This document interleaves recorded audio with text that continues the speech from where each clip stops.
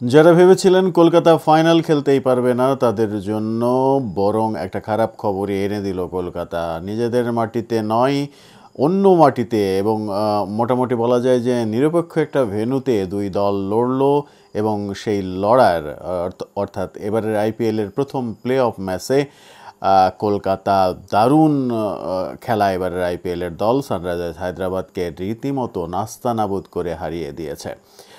Sunrisers হায়দ্রাবাদের batting ব্যর্থতাই এই হারের জন্য দায়ী। আপনারা যারা বাজি ধরেছিলেন বিভিন্নভাবে কলকাতা ফাইনালে খেলবে না, কিংবা বেশিরভাগ ভাবনাই ছিল রাজস্থান রয়্যালস এবং সানরাইজার্স হায়দ্রাবাদ এই দুই দল ফাইনালে খেলবে, এই দুই দলকে নিয়ে সবথেকে বেশি আলোচনা হয়েছে। তাদের দুই দলের এক দল যে ফাইনালে খেলতে সুযোগ পাবে না এটা আজকে নিশ্চিত করে দিল কলকাতা। প্রথম দল হিসেবে ফাইনালে উঠে গেল। দর্শক, আমাদের চ্যানেলের কিছু টেকনিক্যাল ত্রুটির কারণে, কিছু অসুবিধার কারণে মাঝখানে কয়েকদিন আইপিএল নিয়ে আমরা আলোচনায় আসতে পারিনি, সেজন্য ক্ষমা চেয়ে নিচ্ছি। প্লে অফের দারুণ ম্যাচে আবার ফিরে আসতে পেরে ভালো লাগছে আমাদের, এবং সেই ভালো লাগাটা আপনাদের সঙ্গে শেয়ার করব। সানরাইজার্স হায়দ্রাবাদ টসে জিতেছিল, তাদের ভাগ্য কিন্তু প্রথম দিকে তাদের পক্ষেই কথা বলছিল, কারণ সানরাইজার্স হায়দ্রাবাদ প্রথমে ব্যাট করে এই আইপিএলেই কিন্তু 287-277-এর রেকর্ড, প্রথমে 277-এর রেকর্ড, এরপরে নিজেদের রেকর্ড নিজেরা ভাঙা, এই কাণ্ডকীর্তিগুলো তারা কিন্তু করেছে। সেরকম একটা ঝড়ের অপেক্ষায় আজকেও তাদের দর্শকরা ছিলেন, কিন্তু যে ঝড় শুরু করার দায়িত্ব ট্রাভিস হেড এবং অভিষেক শর্মার, তারা কিন্তু প্রথমেই ব্যর্থ হয়েছেন।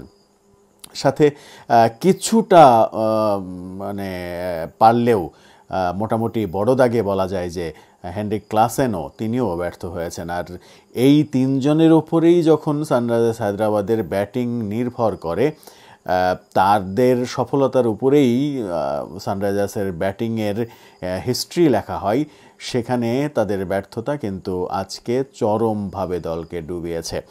ট্রাভিস হেড 0 রানে আউট হয়েছেন, অভিষেক শর্মা মাত্র 3 রান করেছেন, এবং এই যে আলোচনা মিচেল স্টার্ককে নিয়ে, কলকাতার সবথেকে দামি বোলার, বড় ম্যাচে এসে তিনি কিন্তু দারুণভাবে জমিয়ে তুলেছেন খেলা, এবং তার কল্যাণেই মূলত বলা যায় যে সানরাইজার্স হায়দ্রাবাদের ব্যাটিংয়ে ধস নেমেছে।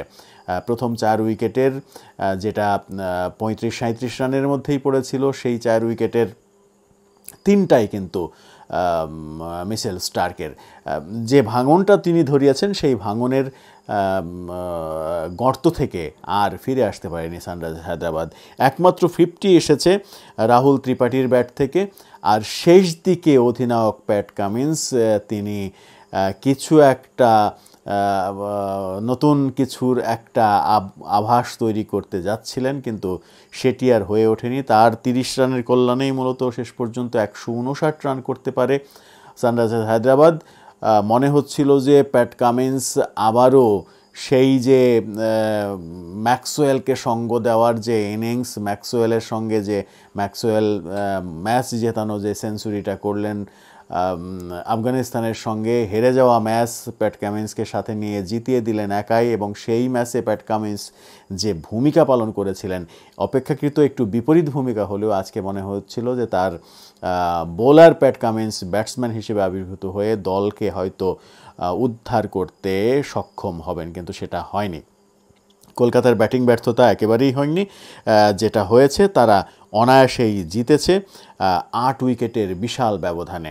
159-এর যে রান, 160-এর যে টার্গেট, সেই টার্গেটে তারা পৌঁছে গেছে মাত্র 13.4 ওভারে। এই যে বিশাল জয়, কলকাতার এবারের আইপিএলের অন্যতম বড় জয়, এই বিশাল জয়ের পেছনে দুজন ব্যাটসম্যানের অনন্য ভূমিকা, অধিনায়ক শ্রেয়াস আয়ার এবং আর এক ব্যাটসম্যান ভেঙ্কটেশ আয়ার, 2 আয়ার মিলে আজকে ম্যাচটা নিজেদের করে নিয়েছেন। ওপেনিংয়ে সুনীল নারিন এবং গুরবাজ দারুণ, বিশেষ করে গুরবাজ আজকে সুযোগ পেয়ে দারুণ কাজে লাগিয়েছেন ফিল সল্ট। তিনি দেশের হয়ে খেলার জন্য, দেশের মানে দলে নিজেকে অন্তর্ভুক্ত করার জন্য ফিরে গেছেন। ফিল সল্টের জায়গায় আজকে গুরবাজকে সুযোগ দেওয়া হয়েছিল। গুরবাজ দারুণ শুরু করেছিলেন, কিন্তু 23 রানের বেশি করতে পারেননি। 14 বলে 23 রান করেছেন। অন্যদিকে সুনীল নারিনও খুব একটা ভালো করতে পারেননি, 16 বলে 21 রান করেছেন। কিন্তু ভেঙ্কাটেশ আয়ার 51 এবং শ্রেয়াস আয়ার 58, এই দুই অপরাজিত ইনিংসেই কলকাতা ফাইনালের পথ দেখেছে। স্টেডিয়ামে গ্যালারিতে বসে শাহরুখ খান সপরিবারে খেলা উপভোগ করেছেন। খেলা শেষে জয়ের উড়ন্ত চুমু দর্শকদের দিকে ছুঁড়ে মেরেছেন। সব কিছুই হয়েছে আজকে আহমেদাবাদের নরেন্দ্র মোদী স্টেডিয়ামে, যেখানে প্রায় 1,30,000 দর্শক খেলা দেখেছেন। যে খেলাটা হয়তো সবাই প্রত্যাশা করেছিলেন যে একটা বড় ইনিংসের খেলা হবে, বিশাল রান হবে, চেজ করতে করতে হয়তো অল্পের জন্য পেরে যাবে কিংবা অল্পের জন্য হেরে যাবে, সেরকম কিছু হয়নি। এক পেশে ম্যাচ হলো, প্লে অফে প্রথম ম্যাচ। এখন দেখার বিষয় যে সানরাইজার্স হায়দ্রাবাদ রাজস্থান রয়্যালস এবং আরসিবির ম্যাচের বিজয়ী দলের সঙ্গে পরবর্তী যে সুযোগ তাদের মোকাবেলার, সেই সুযোগটা কাজে লাগাতে পারে কিনা।